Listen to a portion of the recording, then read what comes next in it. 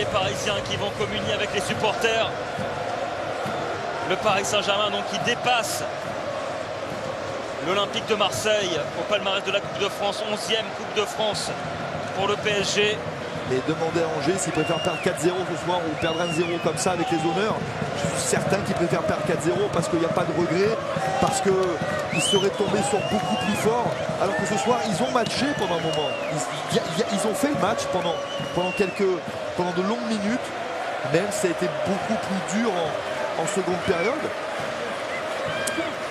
Mais voilà, de les voir comme ça me remet 10 ans en arrière.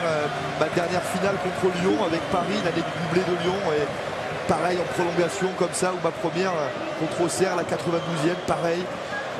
Donc voilà, il faut avoir vécu ces moments-là pour comprendre ce que vivent à l'instant là les Angevins. Et même si le clapping à venir va être un sublime souvenir aussi certainement.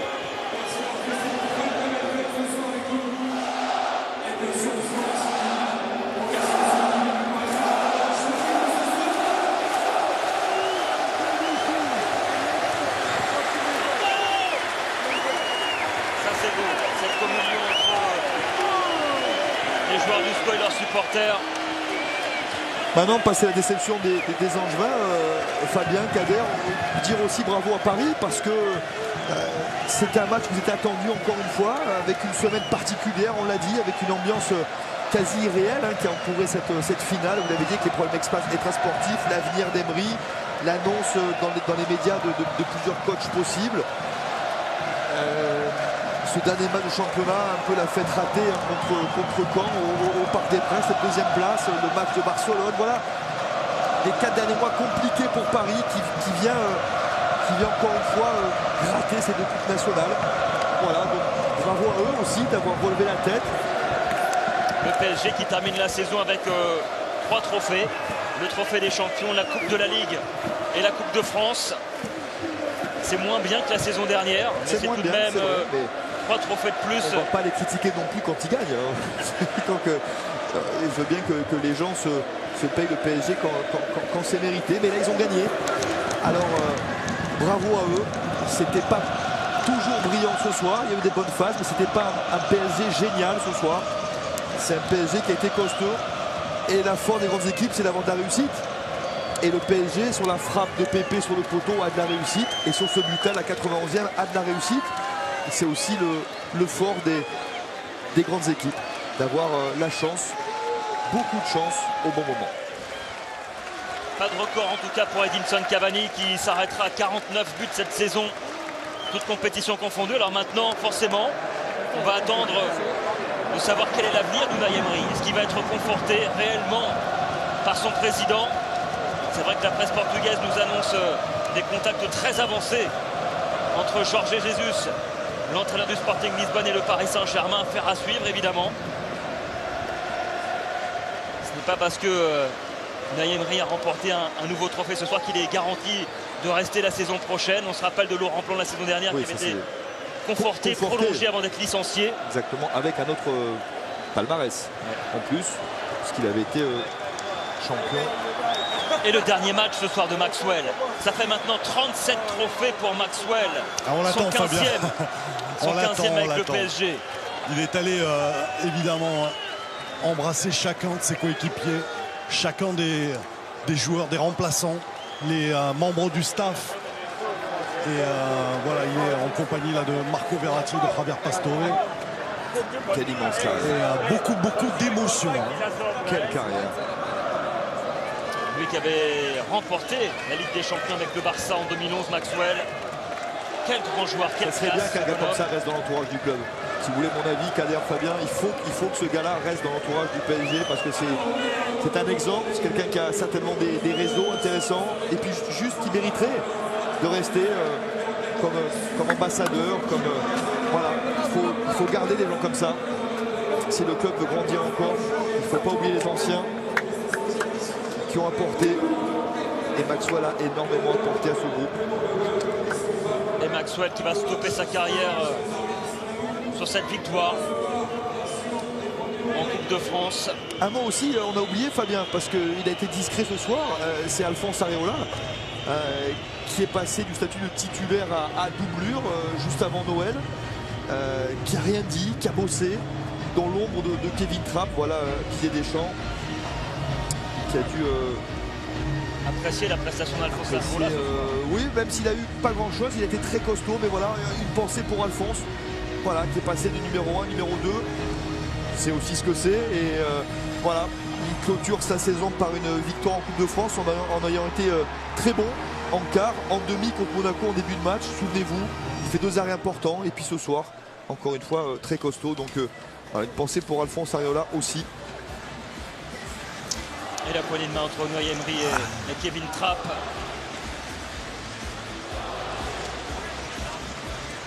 Pembe, Angel Di Maria. Je vous coupe Fabien, on n'a pas perdu au change. On va laisser Maxwell se remettre de ses émotions.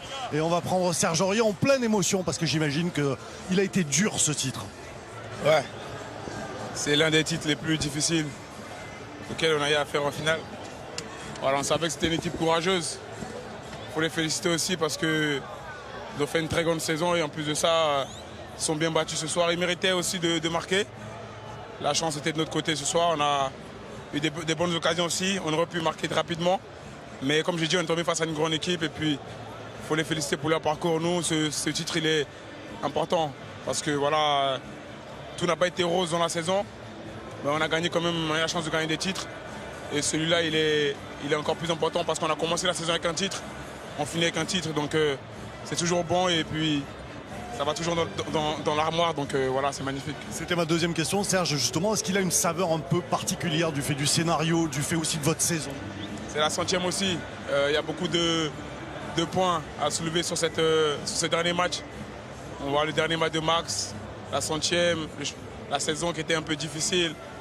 Mais bon, on apprend toujours de tout et puis on va apprendre de cette saison-là. Mais en tout cas, ce titre-là, il va être savoureux comme il se doit parce qu'on l'a mérité. Et puis, encore une fois, félicitations à l'équipe d'Angers. Je pense qu'il faut leur tirer notre chapeau aussi parce que c'est une équipe courageuse et puis on est content d'avoir joué contre eux en finale. Merci beaucoup Serge, très sportif, vous l'avez entendu, Serge Aurier. Ouais, le Paris Saint-Germain qui a battu le SCO d'Angers à l'usure. Vous voulez dire un mot ça, oui, bien sûr, parce que par rapport à Serge Aurier qu'on aime bien détester finalement en France, hein, on a suivi tout. Mais voilà, s'il arrivait à gommer ce qu'on a vu avec l'arbitre tout à l'heure, Serge Aurier, qui est une attitude totalement anormale et qu'on ne voit que dans le football. Mais à part ça, ce joueur qui a tout passé, les épreuves, qui a su se boucher les oreilles.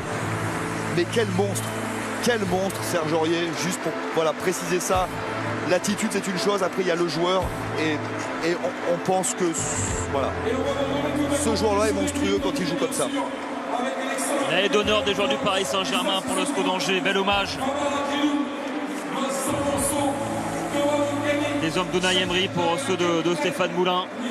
Sous les yeux de Saïd Chaban, le président du SCO d'Angers, qui a pris ce club quand il était tout en bas et qui l'a emmené jusqu'en Ligue 1 maintenant. Et c'est une belle réussite pour Saïd Chaban également de voir le SCO d'Angers aujourd'hui en finale, d'amener 20 000 Angevins également au Stade de France. Le SCO d'Angers qui est redevenu un club qui compte en France, qui existe sur la carte du championnat de France, ce qui n'était pas le cas. Il faudra garder les bons joueurs maintenant, Fabien. C'est ça le futur défi du président, du coach, du staff. D'Olivier Piqueux, exactement. Voilà, parce qu'il y avait des recruteurs, il y avait des scouts ce soir de la France, de l'Europe entière. Et il y a des joueurs qui vont être durs à conserver. Et la réussite du SCO la saison prochaine passera par là. On les écoutera, on les a laissés dans ce moment un petit peu difficile, parce qu'évidemment la fin de match, cette défaite était un petit peu cruelle, donc on les écoutera, on les entendra après qu'ils aient reçu leur médaille. Les Angevins félicités également par Nicolas Sarkozy qui est là. La médaille autour du cou remise par Jean-Pierre Papin. Il y a un mélange de déception, de fierté dans le regard des supporters du SCO ce soir. Ah ouais, mais pour les joueurs par contre il n'y a que de la déception pour l'instant. La fierté, le sentiment de fierté et du devoir quasi accompli viendra plus tard. Il viendra pendant les congés certainement, mais là les heures qui viennent et les nuits qui viennent s'annoncent compliquées pour les joueurs d'Angers. On a aperçu également Laura Georges en tribune officielle, la secrétaire générale de la Fédération française de football et défenseur également du Paris Saint-Germain, qu'on retrouvera jeudi sur France 2 pour la finale de Ligue des Champions féminine entre le PSG et l'Olympique Lyonnais. Pour avoir ce regret Angers, d'avoir laissé Paris faire un petit peu à son rythme, un petit peu trop à prendre ses aises sur le terrain, de se fatiguer et finalement d'être poussé à la faute ensuite. Voilà, c'est le seul regret qu'ils pourront avoir à mon sens, c'est d'avoir manqué leur entame de seconde période et de donner confiance à Paris. Et les Angevins qui sont reçus malgré tout demain à 17h à la mairie d'Angers. Bien sûr, c'est normal, c'est totalement mérité. Pour saluer ce parcours, cette saison absolument mémorable de la part du SCO. Il s'est hissé en finale 60 ans après sa dernière finale justement disputée en 1957. Mais Jérôme, oui. Fabien, avec un capitaine forcément déçu, qu'est-ce qu'on retient, cette défaite cruelle ou la belle histoire malgré tout? Bon, la belle histoire, être fier de nous-mêmes, de nos couleurs. On est déçus par nos supporters, par nos femmes, nos enfants, nos familles. Franchement, j'ai même pas les mots à dire. C'est dur, c'est triste. On voulait gagner cette finale, marquer notre histoire. C'est vrai qu'on a marqué notre histoire, mais on voulait gagner avec la manière. Mais ce soir, on a tombé sur grandes équipes. On a tenu jusqu'au bout. Ils ont marqué sur une coup de pied arrêté. Bon, c'est le football qui est comme ça. C'est triste, mais c'est la vie. Ça sera peut-être demain, après-demain, qu'on se dira qu'on a quand même rivalisé contre le PSG. Oui, on peut dire demain, après-demain, mais on peut jouer tous les matchs du championnat. Mais les finales, je ne sais pas si on va le jouer encore une deuxième ou bien une troisième fois. Avec notre génération, on avait une belle génération. Mais bon, le football est tellement cruel. Bon, on verra bien ce qui va se passer. Mais ce soir, je peux vous dire que je suis fier de mes coéquipiers et de la ville de tout Angevin. Donc bravo à nos supporters, bravo à tous. Vous avez fait un beau finaliste quand même, cher. Bravo à vous. La fierté, la dignité de Sharon Doyle. Et le charme cruel et binaire d'une finale. Hein. Un gagnant, un perdant. Voilà. Et il a bien résumé le sentiment, Sharon Doyle. La fierté viendra un peu plus tard. Pour l'instant, c'est la tristesse et la déception. Et les Parisiens qui vont aller récupérer leur médaille du vainqueur avant de soulever la coupe pour cette finale de la 100e édition. Et belle accolade là entre Blaise Matuidi et le président de la République, Emmanuel Macron. Blaise Matuidi également félicité par Noël Le Graët, le président de la Fédération française de football. Et Nasser El-Khelaifi aussi, elle doit faire du bien cette victoire pour tout l'état-major du Paris Saint-Germain. Parce qu'on n'imaginait pas autre chose ce soir, Jérôme. Oui, bien sûr. C'est le favori qui a gagné. C'est tout ce qu'on retiendra. Mais encore une fois, est-ce que ce match-là peut suffire à la survie de Emery à la tête du PSG? Parce que qu'est-ce qui se passe si Issa Sissoko part pas contre son camp? Vous voyez ce que je veux dire? Ça tient à rien à ce moment-là. Donc c'est compliqué, il y a des heures agitées encore à mon sens qui s'annoncent pour le Paris Saint-Germain, mais eux par contre ont le droit de savourer ce soir, là tout de suite. Ils en ont bavé, ils se sont fait démonter après le match de Barcelone. Il a vu être costaud ensuite pour aller repartir au combat, essayer d'aller accrocher Monaco, ils ne sont pas arrivés. Il a fallu repartir au combat aussi en Coupe de France, ça a été réussi. Et voilà, eux ont le droit de savourer, et ce qui se passera en coulisses, ma foi, pour les semaines à venir, ça ne la regarde pas trop. Et c'est mérité. Et les Parisiens qui s'apprêtent à soulever une 3e Coupe de France consécutive, 32e victoire consécutive, Jérôme, en Coupe nationale, Coupe de la Ligue et Coupe de France confondues, ça c'est assez énorme quand même. Série en courbe. C'est leur jardin. Et puis les jours où ils sont moins bons, ils ont un petit peu de réussite. Donc effectivement, comme ça c'est compliqué pour les autres, effectivement. Le Paris Saint-Germain qui n'a plus perdu en coupe, on le disait, depuis janvier 2014. C'était Montpellier qui était venu gagner au Parc des Princes. Depuis, que des victoires, que des trophées en coupe.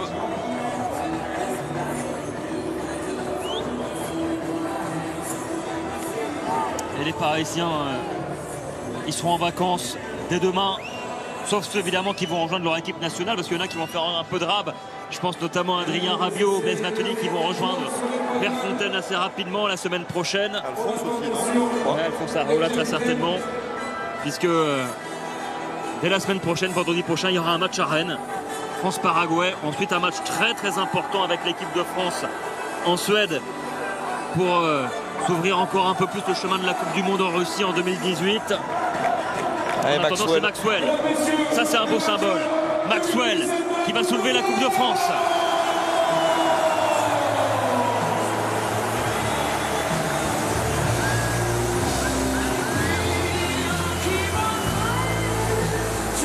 Il le mérite tellement, Maxwell, de soulever ce trophée. Quel immense joueur, quelle immense carrière de la part du Brésilien. Ah, c'est fantastique, Fabien, de finir comme ça, Stade de France, là craqué en brandissant la plus belle des coupes. J'ai envie de dire, pour un joueur comme ça, c'est voilà, la boucle est bouclée de manière parfaitement honorable, méritée. Un grand champion va quitter notre championnat et c'est bien de le voir finir comme ça. Voilà, cette image est sublime. Troisième trophée de la saison pour le Paris Saint-Germain. Trophée des champions, Coupe de la Ligue et maintenant Coupe de France. Alors certes, oui, le PSG a dû se contenter de la deuxième place cette saison, derrière l'AS Monaco qui était trop fort cette année. Le Paris Saint-Germain qui se sera arrêté également en quart de finale de la Ligue des Champions face au Barça. Et finalement, qu'est-ce qu'on va retenir de cette saison du Paris Saint-Germain, Jérôme? Ça dépend dans quel camp vous vous placez. Il y a les supporters qui vont dire on a gagné 2 trophées, et c'est vrai. Il y a les gens plus pragmatiques qui vont dire c'est moins bien que la saison dernière et c'est moins bien que toutes les saisons de Laurent Blanc. C'est vrai aussi. Et puis il y a les gens qui connaissent un peu plus le football qui vont dire c'est les choses qui arrivent. Voilà. Il y a parfois le vent ne tourne pas comme vous voulez. Ils sont tombés sur un os. Monaco était intouchable cette saison. Et surtout Paris n'a gagné aucun match contre Nice et contre Monaco. Ses compagnons de podium. Donc vous ne pouvez pas être champion comme ça, c'est pas possible. Donc voilà, analysez tranquillement ce qu'a fait de bien et de pas bien le Paris Saint-Germain. Mais voilà, une équipe qui nous a fait plaisir quand même. C'est pas parce que... Voilà. En tout cas, cette image-là de Maxwell qui lève la coupe, ça suffit à notre bonheur. Et donc une 11e Coupe de France dans l'histoire du PSG. Le gagnant des 30 000 € ce soir, c'est Maout Haït Lassen de Loire-Atlantique qui est le heureux gagnant de la soirée. 30 000 €, c'est pour vous, Maout. Une belle récompense à l'issue de cette Coupe de France 2016-2017.